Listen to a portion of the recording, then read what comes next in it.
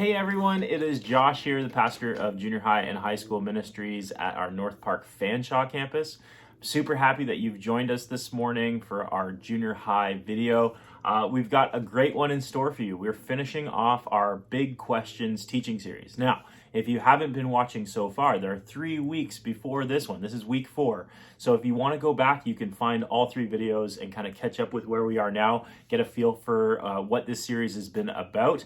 But right now, we are going to get right into week 4 of the Big Questions. And so please stick around. I'll be back at the end of the video with a question and something to think about, and we'll go from there. All right, enjoy the video.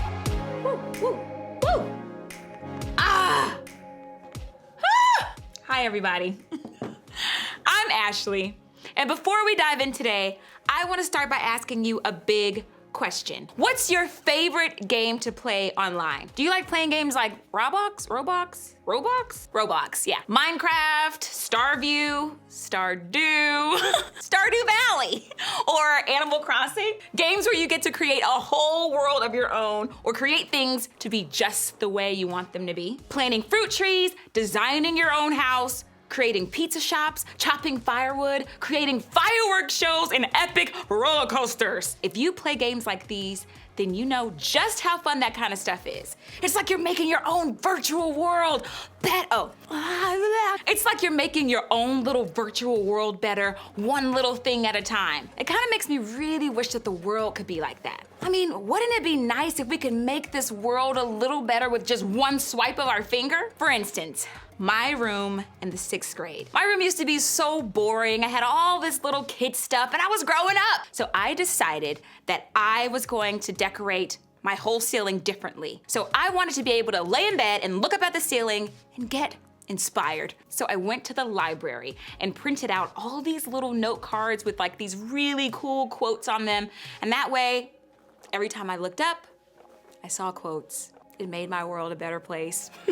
And maybe you could relate, because maybe there's something in your world that you wanted to make better, something you wanted to help change or improve. I think a lot of us do this because it gives us a sense of purpose, and that's exactly what we're talking about today. The big question we're asking today is this: what's the point of me? Okay, maybe you wouldn't say it like that. Maybe it's more like this: why is this meme-loving, Mountain Dew drinking, basketball playing, talking, eating funny, telling jokes, not telling jokes, me here? In other words, what's the purpose of your life right now? Talk about a big question. And maybe this isn't something you think about too often right now, but at some point, you probably will. It's pretty normal to wonder if there's some big grand plan for your life. In fact, I bet you've thought about this in a different way. Maybe a teacher or a parent or some other adult in your life has asked you to think about what you want to be when you grow up. Maybe in kindergarten, that was an easy question to answer. Back then, you just said, an actress, or an athlete, or a doctor, or a teacher. And you said it without much thought. But now that question feels a little more complicated because now you're interested in 1,000 different things. I mean, how are you supposed to know what you want to do and what you want to be as an adult? You're still trying to figure out who you want to be right now. Are you going to do band? Are you going to do orchestra, choir, theater, or sports? And which sports would you play? All of them? Which friend group is the right group? Do you like that person as a friend or more than a friend?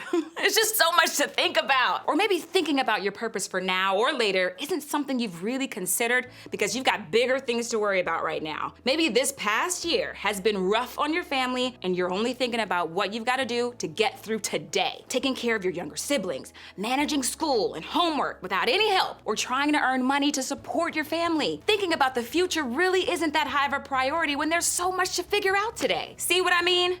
Big questions about big purpose can feel like a lot right now. And when it comes to faith, the questions get even bigger. You might hear people at church say things like, God has a plan for your life. And that feels like a lot of pressure.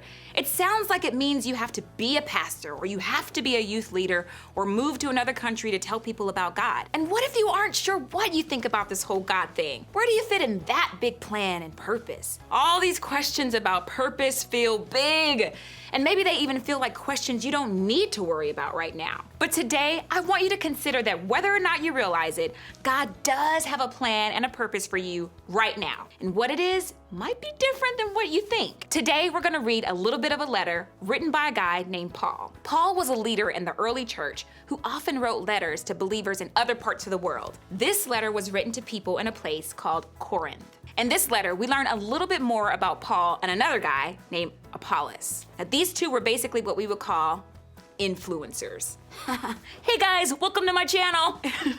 That's because people actually followed them. Paul and Apollos were leaders who followed God and made a big difference in leading other people to do the same. Now, I don't know about you, but sometimes I hear things like this and immediately count myself out.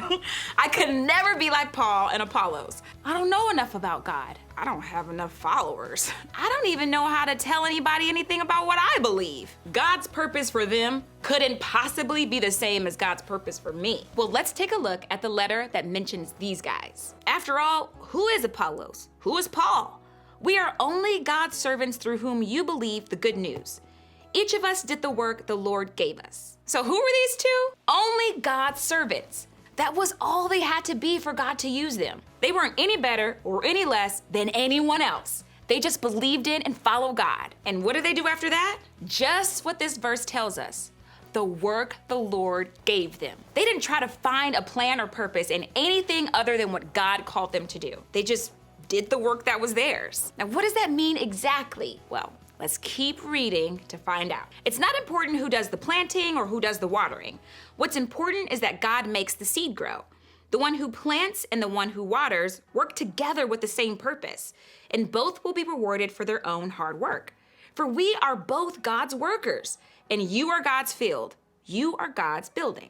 So we have to keep in mind here that during this time that the letter was written, farming and agriculture were a big part of culture. These examples of planting and watering would have made a ton of sense to the people reading it back then. They would have understood the process. Now me, not so much. So let's watch a quick tutorial from one of my students, Asael. Hey guys, today I'm gonna be showing you the planting process. Okay, so first you're gonna need a pot, some seeds, some water, and a good old bag of soil. So first thing you would do is fill it up with just a little bit of dirt and put one seed, or as many as you want, in there. Pack it down just a little. Next, you want to grab a little more dirt and put that right on top. Pack it down a little more. Lastly, you want to take your water, pour it right on top. Now all you have to do is put in some sunshine and wait. Patience, my friends. That's all. Both jobs are equally important. Both purposes are important to make the seeds grow. And who actually makes the seed grow? Well, God. God has the most important part in all of this. God makes the seed grow. All we have to do is show up and be willing to serve our unique role and let God do the rest. That's your purpose. To join in God's purpose in the world.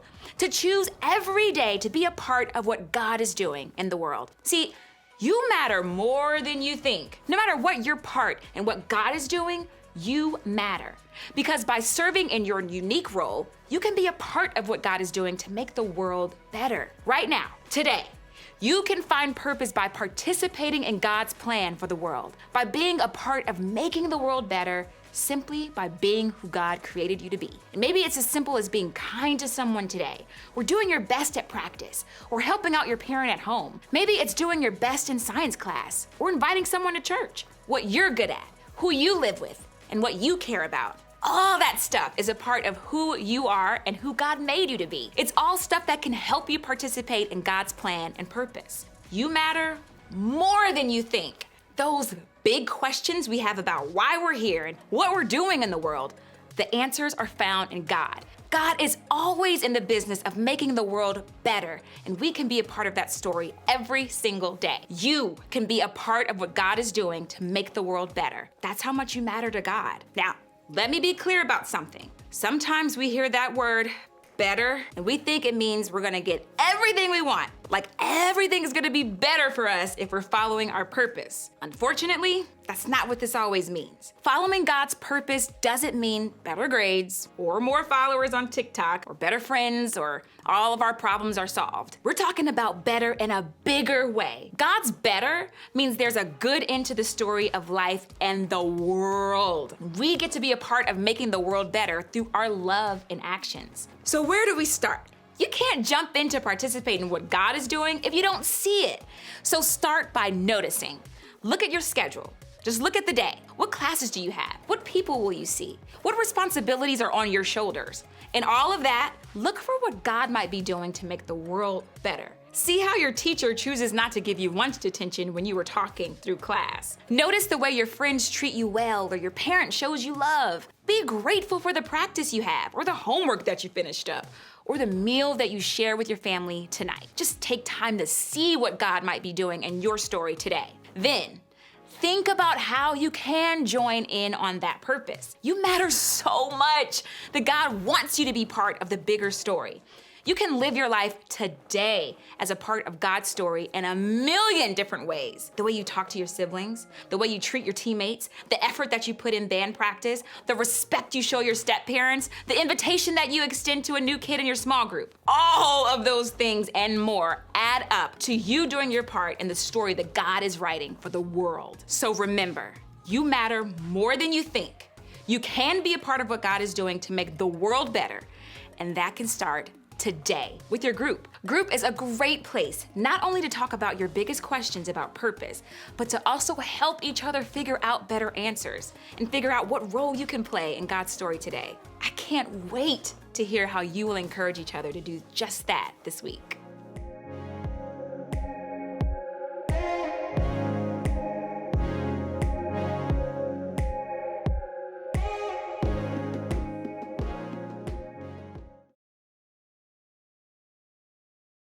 All right, and welcome back. What an amazing concept. You matter more than you think.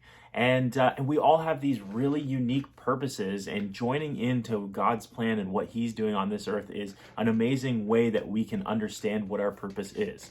And so what I want you to do to finish up this series, to kind of end on a note where it's kind of a question, but something you can reflect on, is I want you to, throughout this week, take a pad of paper, maybe in your phone, if you carry a phone with you to school, write down the ways that you feel like God made things like really great. Like, what were the things that you saw God doing that made life just really great, either for you or for other people?